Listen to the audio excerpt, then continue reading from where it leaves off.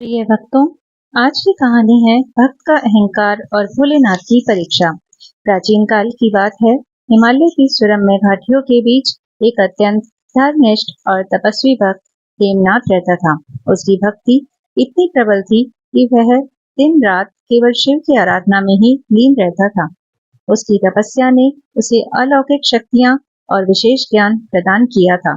लोग उसे दूर दूर से देखने आते थे, उसकी भक्ति का आदर करते थे और उसे शिव के सबसे प्रिय भक्तों में मानते थे। परंतु धीरे धीरे यह भक्ति उसकी साधना का गर्व और अहंकार बनने लगी। हेमनाथ के मन में यह भावना घर कर गई कि उसके समान कोई और भक्त है ही नहीं। उसे विश्वास हो गया कि भोलेनाथ उसकी हर इच्छा पूरी करेंगे और उसकी भक्ति की परीक्षा कभी नहीं लेंगे। यह सोचते सोचते उसके मन में यह विचार आया, क्यों ना मैं ही भगवान शिव की परीक्षा लूं। अगर मैं उनका प्रिय भक्त हूँ तो वो मेरी किसी भी परीक्षा में सफल होंगे। अहंकार का जन्म। प्रिय भक्तों, हेमनाथ ने तय किया कि वह भोलेनाथ की सहनशीलता और करुणा की परीक्षा लेगा। उसे यह विश्वास था कि शिव उसकी परीक्षा को सहन करेंगे और उसकी भक्ति को सर्वोच्च प्रमाणित करेंगे। वह कैलाश पर्वत पर जाने का निर्णय करता है, जहां भगवान शिव ध्यान मग्न रहते थे। अपने अहंकार के वशीभूत वह अपने गुरु और अन्य संतों की चेतावनियों को नजरअंदाज कर देता है। हेमनाथ गहन तपस्या करता है और एक दिन उसकी प्रार्थनाओं से प्रसन्न होकर भगवान शिव प्रकट होते हैं। वे मंद मुस्कान के साथ पूछते हैं, हे भक्त, तुम्हारी इतनी कठोर साधना का कारण क्या है? मुझसे क्या चाहते हो? हेमनाथ ने बड़ी गर्वपूर्ण मुद्रा में कहा, प्रभु, मैं आपकी परीक्षा लेना चाहता हूँ। मैं देखना चाहता हूँ कि आप जो करुणा और सहनशीलता के सागर हैं, क्या मेरी कठिन परीक्षाओं में खरे उतरेंगे? शिव, जो सभी के मन की बातें जानते थे, हेमनाथ के इस प्रस्ताव को समझ गए। उनके चेहरे पर एक गंभीर मुस्कान आई। वे जानते थे कि हेमनाथ का यह कदम उसके भीतर पनपे अहंकार का परिणाम था। फिर भी शिव उसकी परीक्षा को स्वीकार करते हुए बोले, हे हेमनाथ, यदि यही तुम्हारी इच्छा है तो मैं तैयार हूँ, परंतु ध्यान रहे, प्रत्येक परीक्षा का परिणाम होता है। हेमनाथ ने शिव की इस बात को अनसुना कर दिया और अपनी तैयारियों में जुट गया। तो प्रिय भक्तों, अब है शिव की पहली परीक्षा। हेमनाथ ने सबसे पहले शिव को बर्फीली ऊंचाइयों पर बुलाया, जहां तापमान इतना नीचे था कि सामान्य प्राणियों का जीवित रहना असंभव था। उसने सोचा कि ऐसी परिस्थिति में शिव जी के सहनशीलता की परीक्षा होगी। हेमनाथ ने अपने योग बल से बर्फीला तूफान उत्पन्न कर दिया और शिव को बिना किसी सुरक्षा के उस तूफान के बीच में खड़ा कर दिया। हेमनाथ दूर से देख रहा था, परंतु शिव ध्यानमग्न होकर खड़े रहे। उनके चारों ओर बर्फ के तूफान ने प्रहार किया, परंतु उनकी उपस्थिति से बर्फ गलने लगी और शिव के शांत चेहरे पर कोई परेशानी की झलक तक नहीं आई। हेमनाथ की योजना विफल होती दिखी, परंतु उसका अहंकार और बढ़ गया। उसने सोचा, यह तो पहली परीक्षा थी, अभी तो और कठिन परीक्षाएं बाकी हैं। दूसरी परीक्षा। प्रिय भक्तों, अब दूसरी परीक्षा में उसने शिव का अपमान करने की सोची।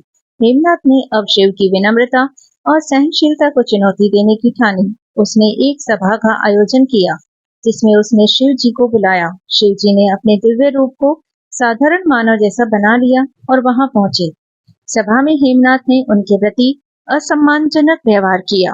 उसने शिव से कई अपमानजनक बातें कही और अन्य लोगों के सामने उनका उपहास किया। हेमनाथ को यह विश्वास था कि शिव इसका प्रतिकार करेंगे, लेकिन शिव शांत बने रहे। उन्होंने एक शब्द भी नहीं कहा।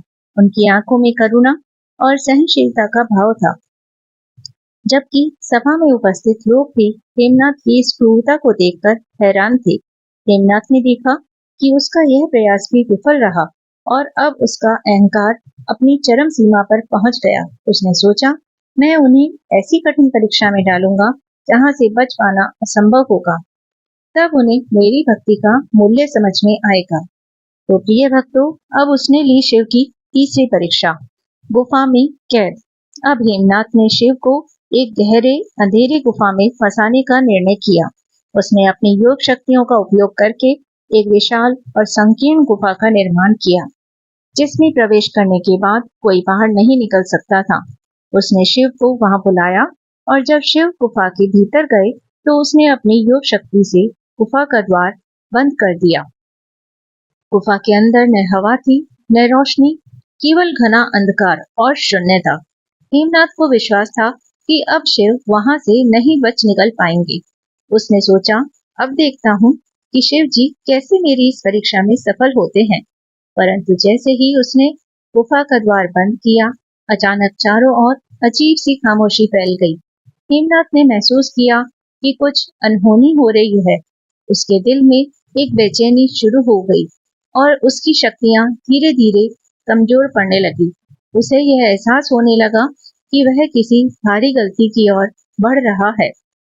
अब होता है प्रिय भक्तों, माता पार्वती का क्रोध और रहस्योद्घाटन। कैलाश पर्वत पर बैठी माता पार्वती को तुरंत इस घटना का आभास हुआ। उन्होंने देखा कि उनके स्वामी को एक भक्त ने अहंकारवश कैद कर लिया है। माता पार्वती का क्रोध चरम पर पहुंच गया। उनकी तीसरी आंख खुल गई और उनकी दिव्य शक्ति से पूरा वातावरण कंपित होने लगा। पार्वती ने तुरंत गुफा का द्वार खोलने का निश्चय किया। वे अपनी शक्तियों से गुफा के पास पहुंची और हेमनाथ के सामने प्रकट हुई। उनका दिव्य रूप और तेजस्विता देखकर हेमनाथ कांपने लगा। माता पार्वती ने कड़े शब्दों में कहा, हे भक्त, तुमने अपने अहंकार में आकर जो किया वह निंदनीय है। तुमने भगवान शिव की परीक्षा नहीं बल्कि अपने विनाश का मार्ग चुना है। क्या तुम्हें यह नहीं पता कि शिव के लिए कोई भी बंधन मायने नहीं रखता? तुम्हारा यह कृत्य तुम्हारी भक्ति को दूषित कर चुका है। हेमनाथ यह सुनकर घबराया। उसके पैर कांपने लगे। वह अपनी मूर्खता और अहंकार पर पछताने लगा। उसने माता पार्वती से हाथ जोड़कर प्रार्थना की, माता, मुझसे भारी गलती हो गई। मैं अहंकार के वशीभूत हो गया था। कृपया मुझे क्षमा करें। मैं अपने कर्मों के लिए अत्यंत लज्जित हूँ। शिव की करुणा और वरदान। प्रिय भक्तों, तभी भगवान शिव गुफा से बाहर निकले। उनके चेहरे पर करुणा और शांति थी, जैसे कुछ भी नहीं हुआ हो। उन्होंने हेमनाथ की ओर देखा और कहा, हे हेमनाथ, तुमने मेरी परीक्षा नहीं ली बल्कि अपने अहंकार की परीक्षा ली है। भक्ति का मार्ग सीधा और सरल है। उसमें विनम्रता और समर्पण होता है, न कि गर्व और अहंकार। फिर भी तुम्हारे भीतर की सच्ची भक्ति को देखते हुए मैं तुम्हें क्षमा करता हूँ। हेमनाथ ने रोते हुए कहा, प्रभु, मुझे अपनी गलती का एहसास हो गया है। कृपया मुझे सही मार्ग दिखाएं। भगवान शिव ने उसे आशीर्वाद दिया और कहा, मैं तुम्हें यह वरदान देता हूँ कि तुम्हारा अहंकार सदैव के लिए नष्ट हो जाए और तुम सच्चे भक्ति मार्ग पर चलो। जाओ, मानवता की सेवा करो और अपनी शक्तियों का सदुपयोग करो। माता पार्वती ने भी उसे आशीर्वाद दिया और कहा, तुम्हें इस घटना से जो सीख मिली है वह तुम्हारी आत्मा को उजागर करेगी। अब जाओ और अपने जीवन को शिव की सच्ची भक्ति और मानवता की सेवा में लगाओ। अंत में मिली सीख। प्रिय भक्तों, हेमनाथ ने अपने कृत्य का गहरा पश्चाताप किया और अहंकार का त्याग कर दिया। उसने शिव और पार्वती से आशीर्वाद प्राप्त कर अपना जीवन मानवता की सेवा में समर्पित कर दिया। उसकी भक्ति अब और भी गहरी हो गई, लेकिन उसमें अब विनम्रता और समर्पण का भाव था। इस घटना से सभी को यह सीख मिली कि भगवान की परीक्षा लेने का प्रयास करना भक्त को विनाश की ओर ले जा सकता है। अहंकार भक्ति का सबसे बड़ा शत्रु है। सच्ची भक्ति का मार्ग समर्पण, विनम्रता और भगवान के प्रति निस्वार्थ प्रेम से भरा होता है। भगवान शिव और माता पार्वती ने हेमनाथ को यह सिखाया कि भगवान की आराधना और परीक्षा एक साथ नहीं हो सकती। भगवान को चुनौती देना उनके प्रति श्रद्धा का अपमान है। अब होता है प्रिय भक्तों कहानी का समापन। हेमनाथ ने अपनी गलती से बहुत कुछ सीखा। उसके भीतर का अहंकार पूरी तरह नष्ट हो चुका था और अब वह शिव के वास्तविक भक्त के रूप में एक नई राह पर चल पड़ा। उसने अपनी तपस्या और शक्तियों का उपयोग मानवता की सेवा के लिए करना शुरू कर दिया। अब उसकी भक्ति में दिखावा या गर्व नहीं बल्कि पूर्ण विनम्रता और समर्पण था।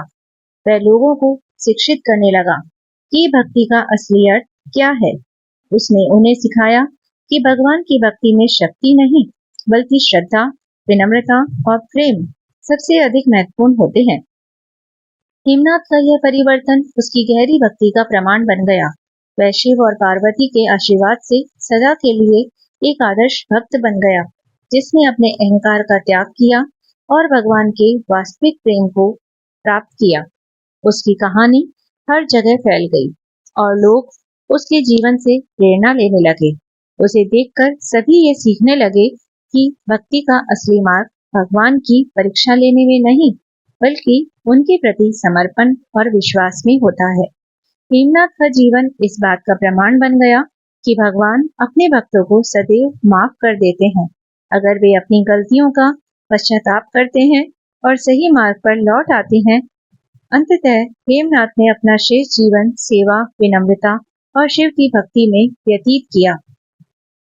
उसका जीवन यह संदेश देता रहा कि भक्ति का सबसे बड़ा शत्रु अहंकार है और जब इसे त्याग दिया जाता है तभी भगवान की कृपा पूरी तरह प्राप्त हो सकती है। इस प्रकार हेमनाथ की कहानी ने यह सिद्ध कर दिया कि सच्ची भक्ति वह है जो अहंकार रहित हो, जिसमें सेवा और विनम्रता कूट कूट कर भरी हो। प्रिय भक्तों, अगर आपको यह कहानी अच्छी लगी हो तो प्लीज आप इसे ज्यादा से ज्यादा लाइक और शेयर कीजिए और ऐसी ही और कहानी सुनने के लिए मेरे चैनल को सब्सक्राइब कर लीजिए। और अगर आप मुझे फेसबुक से देख रहे हैं तो मेरे पेज ज्ञान संग्रह को फॉलो कर लीजिए। धन्यवाद।